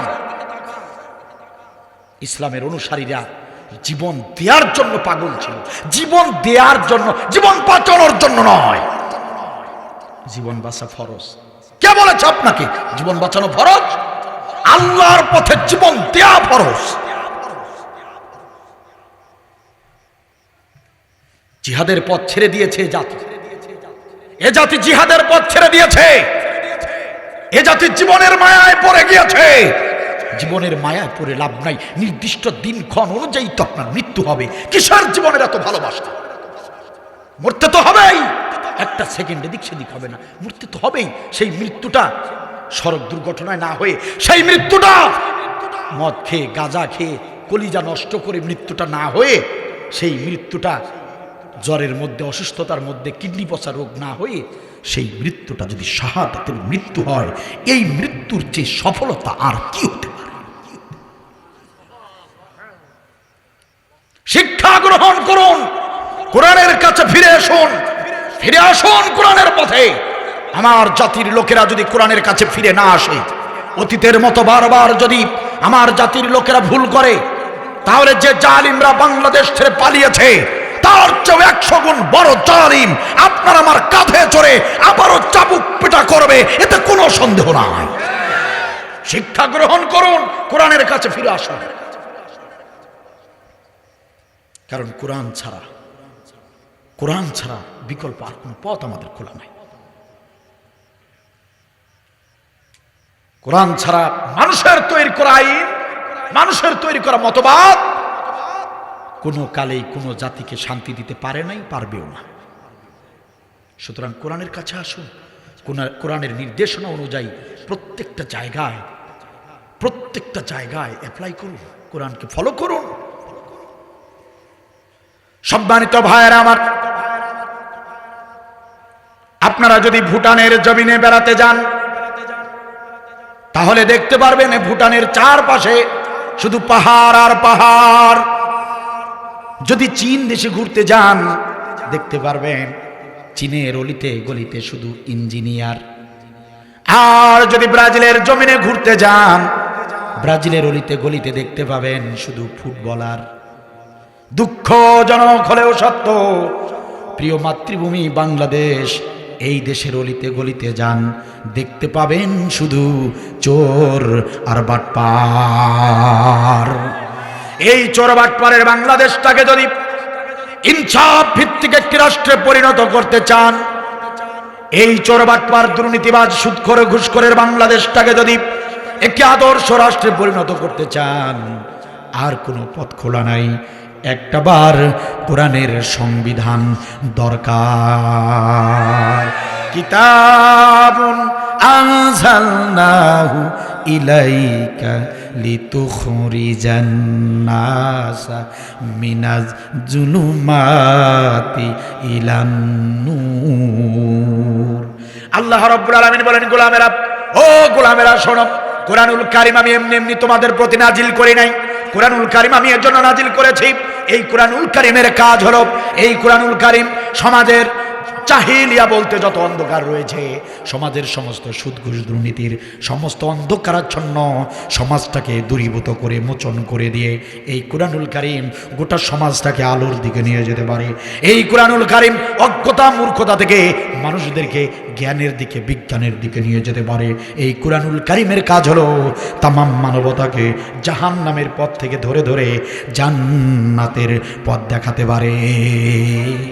সুতরাং এই কোরআনই পারে আমাদেরকে এরকম এক জাহিলিয়ার অন্ধকার থেকে বের করে ইনসাফ ভিত্তিক একটি রাষ্ট্রের দিকে আমাদেরকে নিয়ে যেতে পারে। এটা কোরআন পারে, আর কেউ পারে না, পারবেও না, ঠিক কিনা বলে?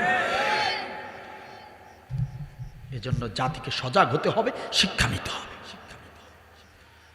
আমার দেশের মুসলমানেরা, আপনারা কষ্ট পাচ্ছেন, খারাপ লাগছে? আমার দেশের মুসলমানেরা নামাজটাকে যতটুকু বোঝে,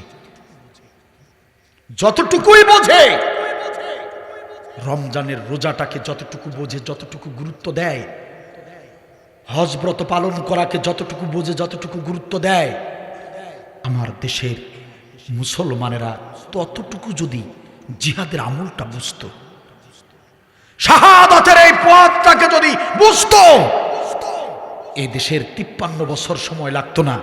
স্বাধীনতার 10 বছরের মধ্যে এই 92% মুসলমানের জমিনটা কোরআনের রাষ্ট্রে পরিণত হয়ে যেত। কিন্তু আমার জাতির লোকেরা 5 ওয়াক্ত নামাজ পড়ে সাজদা থেকে মাথা তুলতেই চায় না।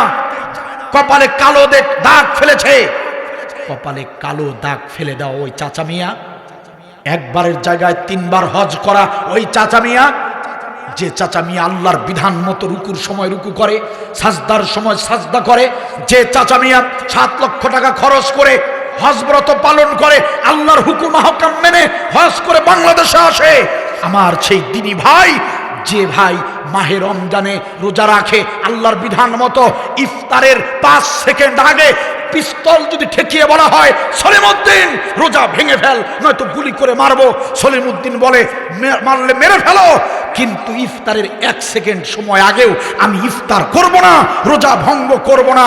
এইভাবে রোজাটার বিধান এত সুন্দরভাবে মানে, অথচ ওই রোজাদার, ওই নামাজি, ওই হাজিরাই নির্বাচনের সময়, নেতৃত্ব বাছাইয়ের সময়, রাষ্ট্র গঠনের সময় আল্লাহর বিধানের কথা মনে রাখে না, আল্লাহর বিধানকে তোয়াক্কা করে না, বৃদ্ধাঙ্গুলি দেখিয়ে সমাজের সবচেয়ে মদারু, সমাজের সবচেয়ে বড় তাসারু, সমাজের সবচেয়ে বড় দুর্নীতি দুর্নীতিবাজ, সমাজের সবচেয়ে বড় দুশ্চরিত্র লোকটাকে সাপোর্ট দিয়ে দিয়ে সংসদে পাঠায়।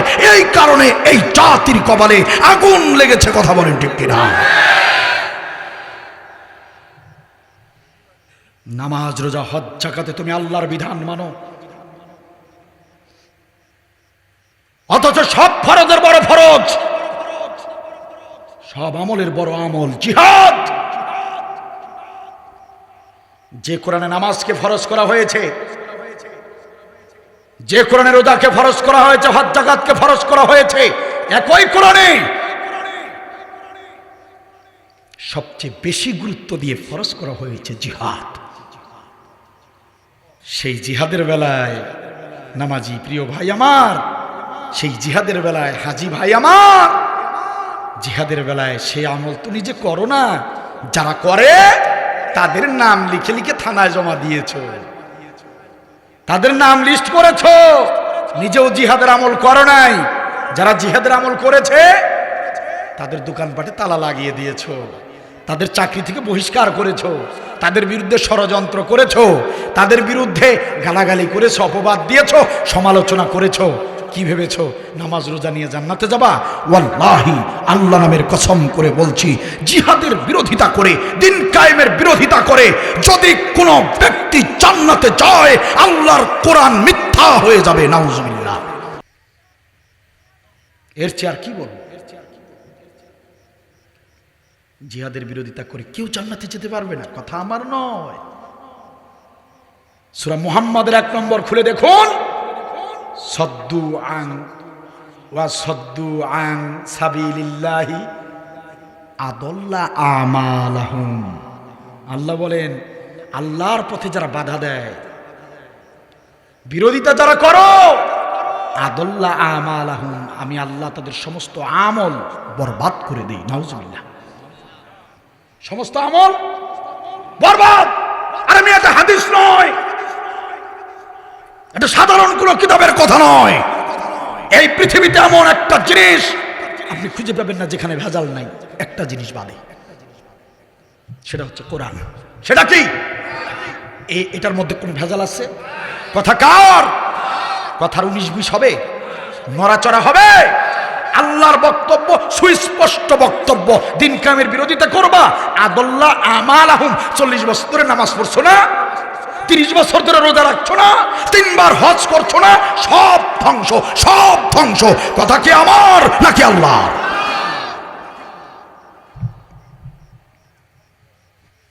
এটাই হচ্ছে শাহাদাতের পথ, এটাই হচ্ছে জিহাদের পথ।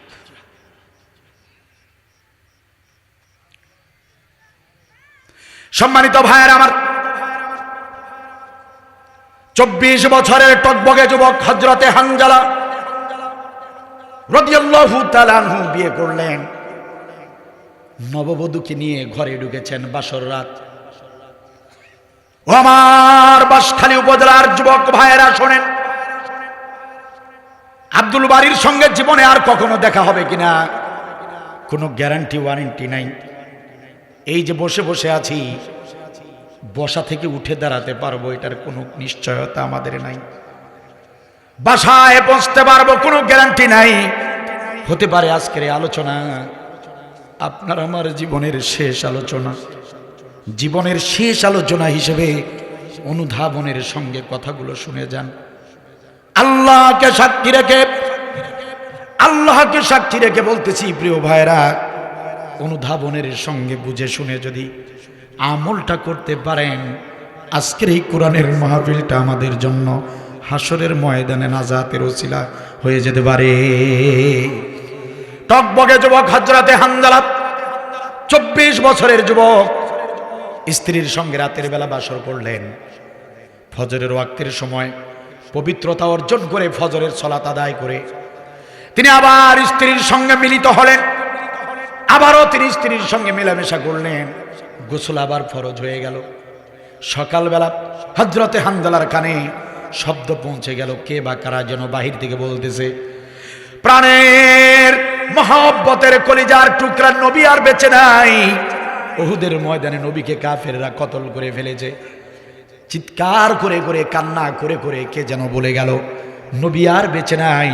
উহুদের ময়দানে নবীকে হত্যা করে ফেলা হয়েছে। হযরতে হানজালা এই কথা শোনার পরে বিবিকে ডাক দিয়ে বলে, প্রাণের বিবি আমার, তরবারিটা আমার হাতে তুলে দাও। আমার নবীকে উহুদের ময়দানে কাফের বেঈমানরা কতল করে দিয়েছে, আমার নবীর জীবন চলে যায়, আর আমি হানজালা স্ত্রীর সঙ্গে বাসর করব, রোমান্স করব, এটা তো হতে পারে না, এটা হতে পারে না রে বিবি, তাড়াতাড়ি করে তরবারি তুলে দাও। যদি বেঁচে থাকি তাহলে ফিরে আসবো, দেখা হবে, আর যদি উহুদের ময়দানে শহীদ হয়ে যাই, ও আমার প্রাণের বিবি রে, তাহলে অপেক্ষা করো, অপেক্ষা করো, দেখা হবে জান্নাতের দরজায়। হযরতে হানজালা উহুদের ময়দানে চলে গেলেন, কাফের বেঈমানদের বিরুদ্ধে অস্ত্র তুলে ধরলেন, অসংখ্য কাফেরদেরকে কতল করে করে জাহান্নামে পাঠিয়ে দিলেন, নিজেও শাহাদাতের অমীয় পেয়ালা পান করলেন, শহীদ হয়ে গেলেন হযরতে হানজালা। আপনারা জানেন উহুদের ময়দানে একজন নয়, দুইজন নয় রে মুসলমান, নবীর 70 জন সাহাবী শাহাদাত বরণ করেছিলেন। উহুদের ময়দানে 70টা লাশ পড়েছে। সম্মানিত ভাইয়েরা, নবী সাল্লাল্লাহু আলাইহি ওয়াসাল্লাম তিনিও আহত হয়েছিলেন, অজ্ঞান হয়ে গিয়েছিলেন, মাথার যুদ্ধের হেলমেটটা ভেঙে মাথার ভিতরে ঢুকে পড়েছিল, মাথায় থেকে রক্ত বের হয়েছে নবীর, এমনকি নবী সাল্লাল্লাহু আলাইহি ওয়াসাল্লামের দাঁত মোবারক শহীদ হয়েছে। সম্মানিত ভাইয়েরা আমার, একান্ত আপনজনের আমার 70 জন সাহাবী শহীদ হয়ে গেলেন।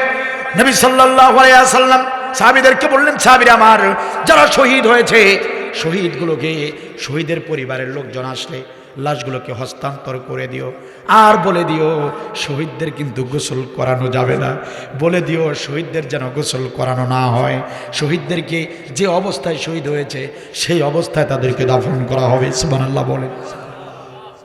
সম্মানিত ভাইয়ের আমার, একান্ত আপনজনের আমার, ইতিমধ্যেই হযরতে হানজালার স্ত্রী এসেছেন লাশ নেবার জন্য। সম্মানিত ভাইরা, হযরতে হানজালার স্ত্রী এসে বললেন, ইয়া রাসূলুল্লাহি, ইয়া হাবিবাল্লাহ, আমরা তো জানি শহীদদের কোনো লাশের কোনো গোসল দেওয়া হয় না, কিন্তু নবী একটা যে সিক্রেট কথা আছে আপনাকে শুনতেই হবে। আপনার প্রিয় সাহাবী হানজালা, আপনার হানজালাকে আপনি জিহাদের ময়দানের অনুমতি দেন নাই, আপনি তাকে আসতেও বলেন নাই, কারণ হানজালা আর আমার বিয়ে হয়েছে বলে আপনি তাকে জিহাদের ময়দানে আসতে দেন নাই। কিন্তু হযরতে হানজালা আপনার মৃত্যুর কথা শুনে পাগল হয়ে ছুটে এসেছিল। ইয়া রাসূলুল্লাহি, ইয়া হাবিবাল্লাহ, হানজালার সঙ্গে আমার বাসর হয়েছে, মেলামেশা হয়েছে, গোসল ফরজ ছিল, সেই সময়ে আপনার মৃত্যুর সংবাদ শুনে ছুটে এসেছে। গোসল করতে 10টা মিনিট 20টা মিনিট সময় লেগে যাবে, এই সময়টা নষ্ট হবে ভেবে সে গোসলটা করে নাই, দেরি হয়ে যাবে বলে গোসলটা না করেই সে ছুটে চলে এসেছিল জিহাদের ময়দানে। যেহেতু আমার স্বামী হানজালা গোসল ফরজ ছিল, ইয়া রাসূলুল্লাহ, ইয়া হাবিবাল্লাহ, আমার অনুরোধ হলো আপনার সাহাবী হানজালার অন্ততপক্ষে একজন সাহাবী আমার স্বামী হানজালার গোসলের ব্যবস্থা আপনি করেন। নবী সাল্লাল্লাহু আলাইহি ওয়াসাল্লাম বলেন, সাহাবীরা রে, ও সাহাবীরা, হানজালার লাশটা দেখো কোথায় আছে, নিয়ে আসো। হানজালার লাশ খুঁজতে গেল সাহাবীরা, উহুদের ময়দান তন্ন তন্ন করে সাহাবীরা খুঁজতেছে, হানজালার লাশ খুঁজে পাওয়া যায় না, হানজালার লাশ কোথাও পাওয়া যায় না। নবী বললেন, সাহাবীরা, ওই যে টিলাগুলো দেখা যায়, পাহাড়ি টিলাগুলোর পিছনে ডানে বামে খাল যেগুলো আছে, যে সব জায়গা দেখা যায় না, ভালো করে ওই জায়গাগুলোতে খোঁজো। হযরতে হানজালা রাদিয়াল্লাহু তাআলা আনহুর লাশ খুঁজতে খুঁজতে সবাই হয়রান, হযরতে হানজালার লাশ খুঁজে পাওয়া যায় না। সম্মানিত ভাইয়েরা আমার, একান্ত আপনজনের আমার, হযরতে জিবরিল আমিন এসেছেন বিশ্বনবীর দরবারে, এসে রাখতে বললেন, ইয়া রাসূলুল্লাহি, ইয়া হাবিবাল্লাহ, আপনি হানজালার লাশ খুঁজছেন, হানজালার লাশ পৃথিবীতে তো নাই, আপনি হানজালার লাশ কেমনে পাবেন? ইয়া রাসূলুল্লাহি, ইয়া হাবিবাল্লাহ, আপনার সাহাবী হানজালার শাহাদাতটাকে আমি আল্লাহ রাব্বুল আলামিনের কাছে হযরতে শাহজালালের এই হযরতে হানজালার এই জীবন কুরবানিটা, হযরতে হানজালার শাহাদাতটা আল্লাহর কাছে এতটাই পছন্দ হয়েছে, এতটাই আল্লাহ তাআলার কাছে ভালো লেগেছে, আল্লাহ রাব্বুল আলামিন হযরতে হানজালার গোসল ফরজ হবার কারণে হযরতে হানজালার গোসলের ব্যবস্থা আল্লাহ নিজে করেছেন। হযরতে হানজালার লাশটাকে আল্লাহ রাব্বুল আলামিন ফেরেশতাদের মাধ্যমে আসমান এবং জমিনের মধ্যবর্তী জায়গায়, ফেরেশতাদের মাধ্যমে আসমান এবং জমিনের মধ্যবর্তী জায়গায় তুলে নিয়ে ফেরেশতাদের মাধ্যমে হযরতে হানজালার গোসলের ব্যবস্থা করা হয়েছে। ইয়া রাসূলুল্লাহ, ইয়া হাবিবাল্লাহ, হানজালার নাম শুধু হানজালা নয়, আল্লাহ রাব্বুল আলামিন হানজালার নাম দিয়েছেন গাসালুল মালাইকা। যেহেতু ফেরেশতারা হযরতে হানজালাকে গোসল করিয়েছে, এজন্য তার একটি নাম উপাধি দেওয়া হলো ইয়া রাসূলুল্লাহ, ইয়া হাবিবাল্লাহ। হযরতে হানজালার গোসল হওয়ার সঙ্গে সঙ্গেই হযরতে হানজালাকে জমিনে ফেরেশতারা সুন্দর করে, অবশ্যই ফেরেশতারা সুন্দর করে জমিনে পৌঁছিয়ে দিবে। নবী তাকিয়ে দেখলেন হযরতে হানজালার লাশ জমিনে মাত্র রাখা হয়েছে। হযরতে হানজালার লাশ জমিনে, নবী তাকিয়ে দেখলেন হযরতে হানজালার এই যে কানের কাছে যে লম্বা লম্বা চুল থাকে, এই চুলগুলো থেকে টপ টপ করে পানি তখনও পড়ছে। হযরতে হানজালার শরীর থেকে টপ টপ করে পানি তখনও পড়ছে। হযরতে হানজালার চেহারা ঝকঝক করছে। হযরতে হানজালাকে দুনিয়ার পানিতে গোসল দেওয়া হয় নাই। হযরতে হানজালা রাদিয়াল্লাহু তাআলা আনহুকে আল্লাহ রাব্বুল আলামিন ফেরেশতাদের মাধ্যমে জমজম কূপের পানি, ইয়াকুতের পানি, সম্মানিত ভাইরা আমার, হাউজে কাউসারের পানি মিশ্রণ করে আল্লাহ রাব্বুল আলামিন হানজালার গোসলের ব্যবস্থা করেছে। প্রিয় ভাইরা আমার, এই শাহাদাতের পথ হলো মুমিনদের জীবনের সফলতার পথ। আল্লাহ রাব্বুল আলামিন বলেন, গোলামেরা কেন ভয় করো? ভয় পাবার তো কোনো কারণ নাই, ভয় পাবার তো কোনো কারণ নাই, চিন্তা করার তো কোনো কারণ নাই। মরতেই তো হবে। আর সেই মৃত্যুটা যদি শাহাদাতের মৃত্যু হয়ে যায়, মৃত্যুর যন্ত্রণা হবে না, জান কবজের যন্ত্রণা হবে না, সমস্ত গুনাহ খাতা মাফ হয়ে যাবে, তোমার মুমিন জীবনের সবচেয়ে সফলতা এসে যাবে। চিৎকার দিয়ে বলেন সুবহানাল্লাহ। যারা এই জিহাদের পথে চলেছে, কাফের বেঈমানরা তাদেরকেই মেরে ফেলেছে, মেরে ফেলার চক্রান্ত করেছে। এটার ব্যাখ্যা করতে গিয়ে, শাহাদাতের ব্যাখ্যা করতে গিয়ে আমার এই দেশের মুসলমানদেরকে কিতাবের ব্যাখ্যা না দিলেও এখন চলে। কারণ আমার দেশের মুসলমানদের, প্রত্যক্ষদর্শী মুসলমানেরা, আমার দেশের মুসলমানেরা নিজেদের চোখে দেখেছে ইসলামী আন্দোলনের নেতারা কিভাবে শহীদ হয়েছে। ঠিক কিনা বলেন? এটা কিতাব থেকে বোঝানোর আর অবকাশ নয়। আমার জাতির লোকেরা নিজ চোখে দেখেছে জিহাদের আমল করে আমাদের ভাইয়েরা কিভাবে শাহাদাত বরণ করেছে। কোনো অপরাধ ছিল না, অপরাধ একটাই, দিন কায়েমের চেষ্টা করেছেন তারা। ওয়ামা নাকামু মিনহুম ইল্লা আইয়ুমিনু বিল্লাহিল আজিজুল হামিদ। আল্লাহ বলেছেন, গোলাম কি ভাবছো ওরা রাজাকার ছিল এই অপরাধে মারা হয়েছে? এ গোলামেরা কি ভেবেছো ওরা পাকিস্তানের দালাল ছিল এই কারণে হত্যা করা হয়েছে? স্বাধীনতার সময় বাড়ি ঘরে আগুন লাগিয়েছিল, ধর্ষণ করেছিল? না, আমি আল্লাহর ঘোষণা, ওয়ামা নাকামু মিনহুম ইল্লা আইয়ুমিনু বিল্লাহিল আজিজিল হামিদ। আল্লাহ বলেন এদের অপরাধ তো একটাই, ওই যে নবীর সাহাবী তাদেরও যে অপরাধ, এদেরও একই অপরাধ। একই পথে যারা চলেছে, অপরাধ তাদের একটাই, তারা সব প্রশংসিত এক আল্লাহর প্রতি ঈমান আনার পর ঈমানি দায়িত্ব নিয়ে দিন কায়েমের চেষ্টা করেছে, এটাই তাদের মূল অপরাধ। ওগুলো মিথ্যা অজুহাত, ওগুলো মিথ্যা অজুহাত। প্রমাণ? আরে মিয়া, আচ্ছা ওরা যদি রাজাকার হয়, এই কারণে তাদের উপর নির্যাতন করা হলো। আমি আব্দুল বারী, আমার জন্ম 1992, আমাকে কেন কয়েকবার জেল খাটতে হলো? আমি কি রাজাকার? কথা বলেন। আপনার এলাকায় যুবকরা, তরুণরা গ্রেপ্তার হয় নাই? কথা বলেন না কেন হয় নাই? তো ওরাও কি মানবতা বিরোধী ছিল? তাহলে বুঝা গেল আসল অপরাধ ওটা নয়।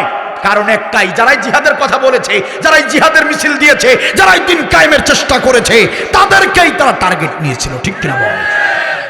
আল্লামা সাঈদী রহমাতুল্লাহি আলাইহি, কি অপরাধ তার? অপরাধ একটাই, দিন কায়েমের পথে অগ্রণী ভূমিকা রেখেছিলেন, এটাই তার অপরাধ। ক্ষমতার শেষ সময়ে জালিম শক্তি ক্ষমতার শেষ সময়ে ভারত সরকারের ইশারায়, ভারত সরকারের পরিকল্পনা অনুযায়ী হাসিনা সরকার আপনার আমার কলিজার টুকরা আল্লামা সাইদি রহমাতুল্লাহ আলাইহিকে মিথ্যা অসুস্থতার সংবাদ ছড়িয়ে মেডিকেলে এনে পরিকল্পিতভাবে জঘন্য কায়দায় ইনজেকশন পুশ করে তাকে হত্যা করেছে। সম্মানিত ভাইয়েরা, এটা ভারতের পরিকল্পনা।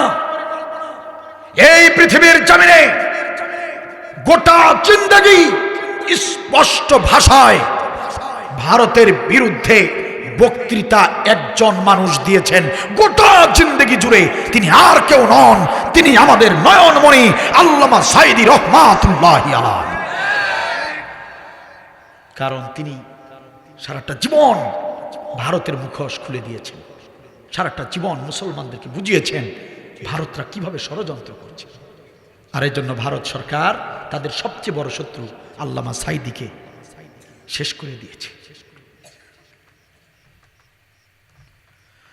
চট্টগ্রামের বাঁশখালী উপজেলার এই আজকের কোরআনের মাহফিল থেকে আমরা অন্তর্বর্তী সরকারকে বলতে চাই, অন্তর্বর্তী সরকারের প্রধান উপদেষ্টা ডক্টর মোহাম্মদ ইউনূস সাহেব, কান খুলে শোনেন।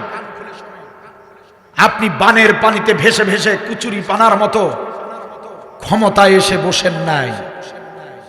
বাংলাদেশের তরুণ প্রজন্ম, ছাত্র সমাজের রক্ত আর জীবনের উপর দিয়ে আপনাকে আমরা ক্ষমতায় বসিয়েছি, ঠিক কিনা বল? সুতরাং আপনি ক্ষমতায় বসেছেন, কোমরটা সোজা করে শক্তিশালী হন, জালিমদের বিরুদ্ধে কার্যকরী পদক্ষেপ গ্রহণ করুন। আপনি কেন ভয় পান, কাদেরকে ভয় পান আমরা সেটা বুঝি না। আমরা শুধু জানাতে চাই আপনি জালিমের বিপক্ষে দাঁড়ান, আমরা 18 কোটি মুসলমান আপনার সাথে আছি। আমরা তৌহিদি মুসলমানরা আমাদের প্রাণের আবদার, আমরা কোনো দলের পক্ষে নয়, দলের পক্ষ থেকে ঘোষণা দিচ্ছি না।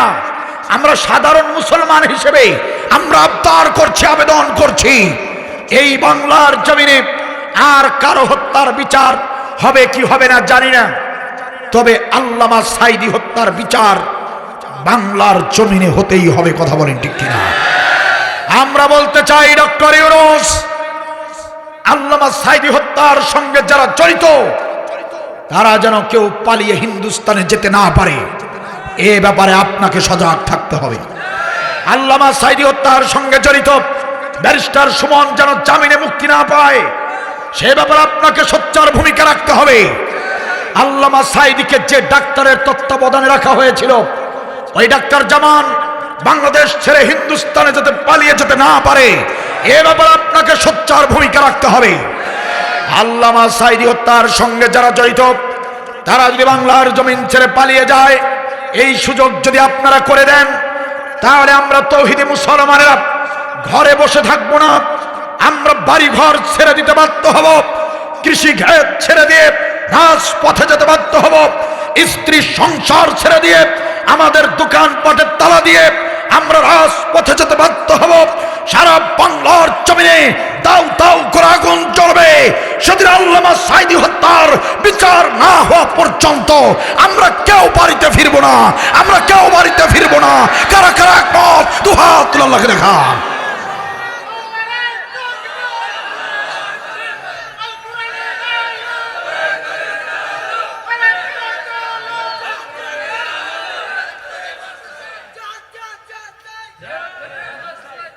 মাশাআল্লাহ, জাযাকাল্লাহু খায়র, বারাকাল্লাহ। আল্লাহ কবুল করুন, বলেন আমিন। অপরাধ একটাই, দিন কায়েমের চেষ্টা করেছেন, তাকেও হত্যা করে দেয়া হলো। অন্যায়ের প্রতিবাদ করা, সত্যের পক্ষে থাকা, এটাই হলো অপরাধ। ছাত্র সমাজ যাদের বয়স 16 থেকে 24, 25, 30 সর্বোচ্চ, তাদের কি অপরাধ ছিল? তাদেরকেও রাজাকার বলা হলো। কথা বলেন না কেন? 5 আগস্টের জায়গায় যদি 7 আগস্ট জালিমের পতন হতো, দুটো দিন পরে যদি পতন হতো, এদেশের প্রত্যেক থানায় থানায় ছাত্রদের লাশের স্তূপ জমা হয়ে যেত।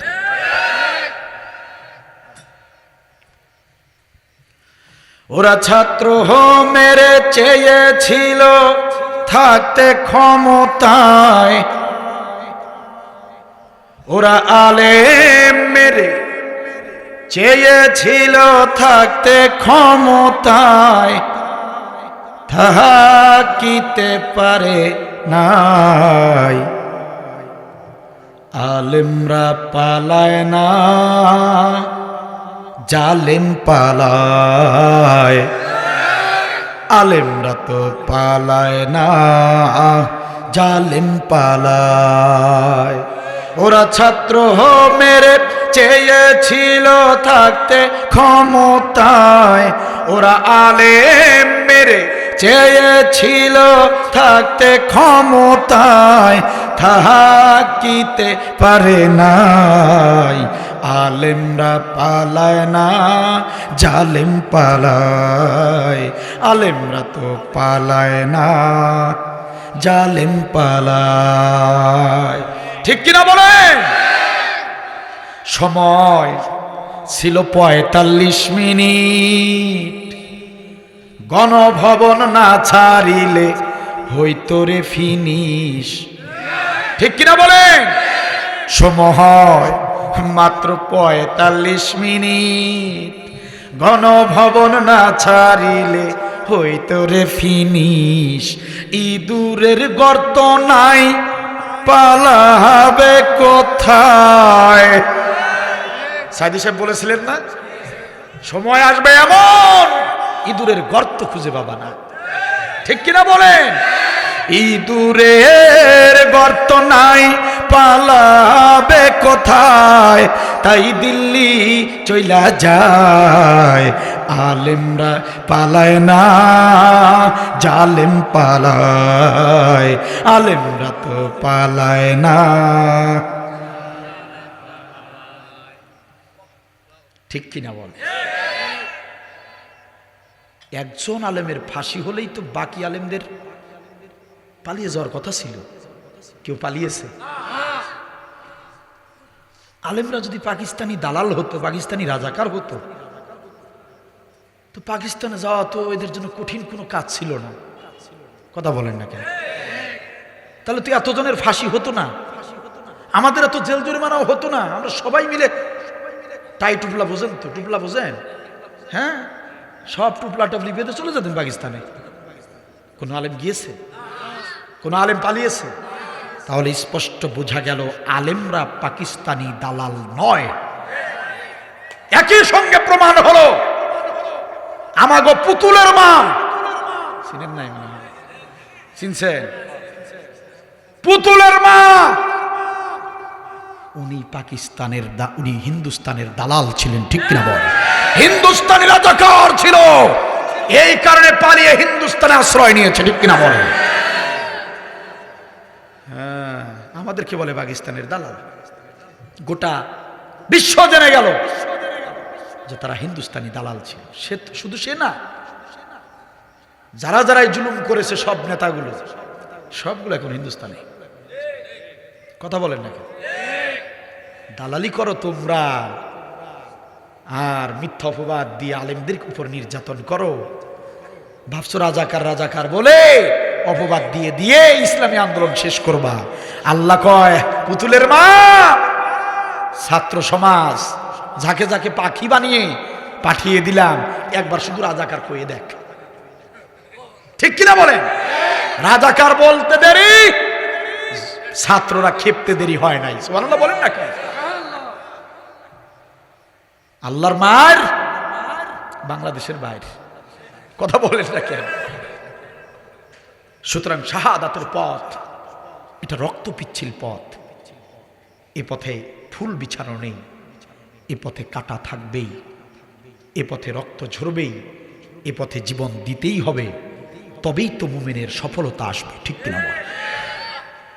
আল্লাহ রাব্বুল আলামিন বলেন শাহাদাতের পথ, এই পথে যদি তোমরা চলো গুনাহ খাতা মাফ করে দেওয়া হবে। সুবহানাল্লাহ বলেন। ইয়া আইয়ুহাল্লাযীনা আমানু হাল আদুল্লুকুম আলা তিজারাতিন তুনজিকুম মিন আযাবিন আলীম।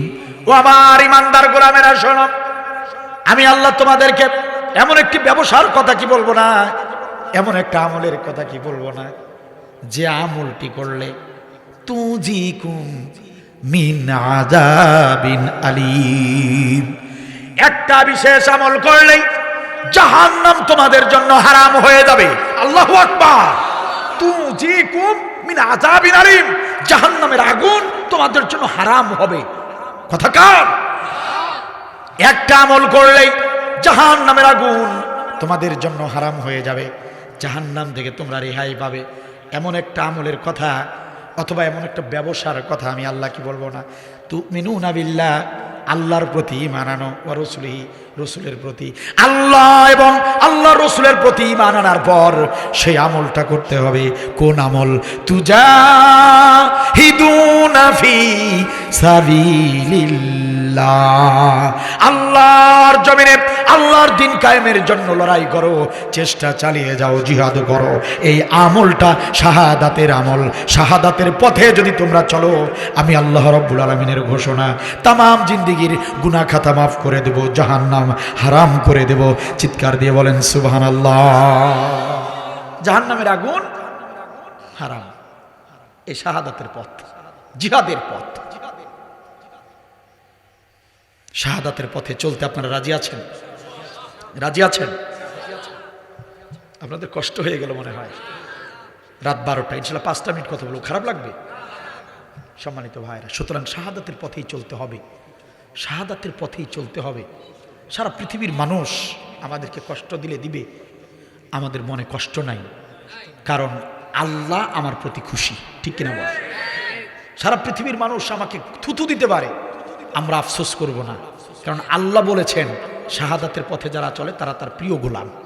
ঠিক কিনা বলেন? সেই পথে চলবো। সেই পথে চলবেন কেমনে? একা একা না, একা একা নয়।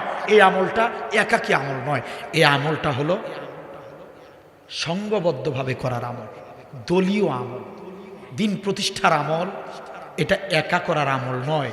এটা কি করতে হবে? সফান কান্নাহুম বুনিয়ানুম মারসুস, সীসাধরা প্রাচীরের মতো সংঘবদ্ধ হয়ে এই কাজটা করতে হয়। সুবহানাল্লাহ বলবেন না? কথা কার? রাসূলুল্লাহ সাল্লাল্লাহু আলাইহি ওয়াসাল্লাম বলেন, তোমরা যদি দলের মাধ্যমে, ইসলামী আন্দোলনের মাধ্যমে জিহাদের কাজটা করো, শাহাদাতের তামান্না যদি হৃদয়ে থাকে, রব্বুল আলামিন জিহাদের আমল করছি, আল্লাহ গো এই জিহাদের পথে যেন আমার মৃত্যুটা হয়, আমি যেন শহীদ হয়ে যাই, এই মনস্কামনা নিয়ে যারা জিহাদের আমল করবে, রাসূলুল্লাহ সাল্লাল্লাহু আলাইহি ওয়াসাল্লাম বলেন, আল্লাহর ওই বান্দা যদি তার ঘরের দরজার সঙ্গে ধাক্কা খেয়ে মারা যায়, অথবা আল্লাহর ওই বান্দা যদি ঘুমের ঘোরেও মারা যায়, অথবা সাধারণ জ্বরের ভিতরে যদি ওই বান্দার মৃত্যু হয়ে যায়, রাসূলুল্লাহ সাল্লাল্লাহু আলাইহি ওয়াসাল্লাম বলেন, জিহাদের আমল করার কারণে, শাহাদাতের তামান্না হৃদয়ে থাকার কারণে আল্লাহর ওই বান্দার মৃত্যুটাকে শাহাদাতের মৃত্যু হিসেবে গণ্য করা হয়। এর চেয়ে খুশনসিব আর কি হতে পারে? আপনি জিহাদের আমল করবেন, ইসলামী আন্দোলন করবেন, আর অন্তরে তামান্না রাখবেন, আল্লাহ মরতেই যখন হবে তোমার পথে যেন মরে যায়। নিয়ত যদি থাকে, রাসূল বলেন, আপনার ঘরের দরজার সঙ্গে ধাক্কা খেয়ে পিছলে পড়ে যদি আপনি মারা যান, শাহাদাতের মৃত্যু হিসেবে আল্লাহ মর্যাদা দিবেন। আমার এই জাতির লোকেরা কেন এই সুন্দর আমলটা গ্রহণ করে না, এটা আমার বুঝে আসে না। আমার জাতির লোকেরা জিহাদের কথা শুনলেই নাক ছিটকায়, জিহাদের কথা শুনলেই সমালোচনা করে। চায়ের দোকানে আব্দুল বারী এসেছিল, রাতে ওয়াজ করতে তো আসে নাই, রাজনীতি করে গেছে। এক শ্রেণীর মুসলমানেরা সমালোচনা করবে কাল।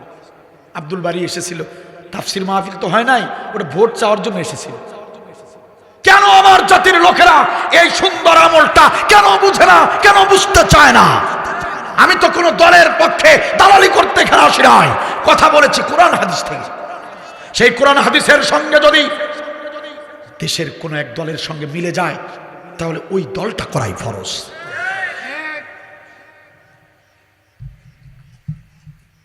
তাহলে এই শহীদের আমল, শাহাদাতের পথ, জিহাদের আমল একা করতে হবে না, একা করা যায় না, দলীয়ভাবে করতে হয়।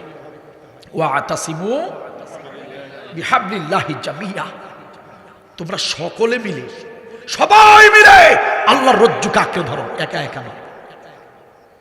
ওয়ালতাকুম মিনকুম উম্মাতুন ইয়াদউনা ওয়া ইয়ামুরুনা, আল্লাহ বলেছেন কি করতে হবে? দলীয়ভাবে, সংঘবদ্ধভাবে সৎ কাজের আদেশ দাও, অসৎ কাজে বাধা দাও। কুনতুম খায়রা উম্মাহ উখরিজাত লিন-নাস, উখরিজাত লিন-নাস, তোমাদেরকে বাছাই করেছি আমি, বের করেছি তাম মানুষদের ভিতর থেকে, তোমাদেরকে বের করেছি, মনোনীত করেছি, বাছাই করেছি। কেন? সৎ কাজের আদেশ দিবা, অসৎ কাজে বাধা দিবা। এই কাজ একা নয়, সবাই মিলে করতে হবে। একটা হাদিস শুনাই, সহিহ হাদিস, শুনি মোনাজাত দিয়ে দিব। রাসূলুল্লাহ সাল্লাল্লাহু আলাইহি ওয়াসাল্লাম বললেন, সাহাবীরা শোনো, সাহাবীরা শোনো, বিনা হিসেবে 6 শ্রেণীর মুসলমান জাহান্নামে যাবে। নাউজুবিল্লাহ নাই,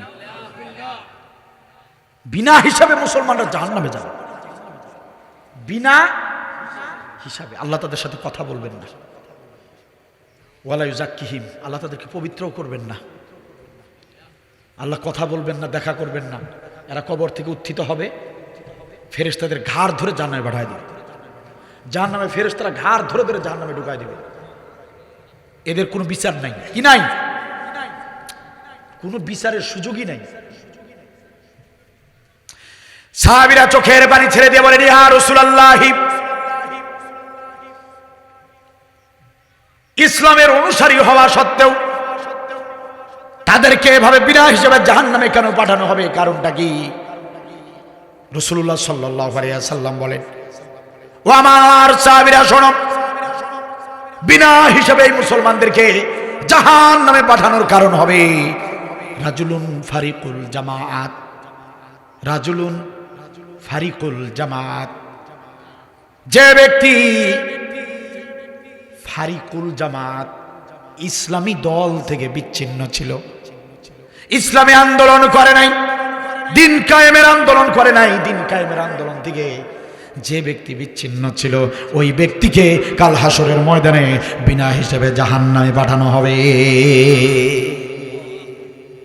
অপরাধ কি? একটাই অপরাধ। কি অপরাধ? ইসলামী দল করে নাই। দল করেছে, দল ছাড়া কিন্তু ভাই কেউ নাই, এটা মনে রাখবেন। দল ছাড়া কিন্তু কেউ নাই, দল কিন্তু সবাই করে। যারা ইসলামী দলটা না করে, আল্লাহ আল্লাহর রসুলের দল না করে, যারা মানুষের তৈরি করা দল করছে, মানবতার তৈরি দল করছে, আমার রসুল বলেন বিনা হিসাবে জাহান্নামে যাবে। তো যদি আপনারা আপনাদের আমলগুলো আল্লাহর কাছে কবুল করাতে চান, এত কষ্টের আমল, আমল করতে কষ্ট হয় নাই, টাকা খরচ হয় নাই, সব সঞ্চিত আমলগুলো যদি আল্লাহর কাছে গ্রহণযোগ্য বানাতে চান, আমি দাওয়াত দিয়ে গেলাম আপনাদেরকে। তাহলে দেরি নয়, এতদিন বোঝেন নাই, তওবা করেন। আজ বুঝেছেন, মনে মনে তওবা করেন। আল্লাহকে বলেন, আল্লাহ বুঝি নাই, আল্লাহ জানি নাই, শয়তান নেতাদের পিছে ছুটে ছুটে জীবন নষ্ট করেছি। আল্লাহ আজকে থেকে সিদ্ধান্ত নিলাম রব্বুল আলামিন, আমি আজ থেকে ইসলামী আন্দোলন করব, ইসলামী আন্দোলনের মাধ্যমে জিহাদ ফি সাবিলিল্লাহ, শাহাদাতের পথে হাঁটবো। আল্লাহ তুমি আমার শাহাদাতের মৃত্যু দিও।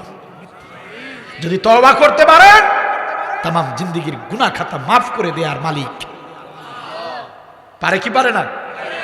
আল্লাহ তাআলা আপনাদের সবাইকে ইসলামী আন্দোলনের মাধ্যমে শাহাদাতের পথকে বেছে নেওয়ার তৌফিক দান করুন। আমাকে সহ আমাদের সবাইকে শাহাদাতের পথে মৃত্যু অটল থাকার তৌফিক দান করুন। কর্তৃপক্ষ যারা আমার মতো নগণ্য গোলামকে কথা বলার সুযোগ দিয়েছেন, দাওয়াত করে এনেছেন, তাদেরকে আমি অন্তরের অন্তরস্থল থেকে শুভেচ্ছা জানাচ্ছি। আমার সামনে যারা বসে আলোচনা শুনলেন, তিক্ত তিক্ত কথাগুলো বললাম, কঠিন থেকে কঠিনতর কথাগুলো বললাম, আপনারা ধৈর্য ধারণ করে অনেক কষ্ট করে আলোচনা শুনলেন। এর জন্য আপনাদের জন্য প্রাণ খুলে দোয়া করছি, আল্লাহ তাআলা ইহকালীন এবং পরকালীন কল্যাণ যেন দান করেন, সবার সবার জন্য দোয়া করে আমি আমার আজকের আলোচনা এখানেই শেষ করছি। যদি কারো কোনো 2-4 মিনিটের বক্তব্য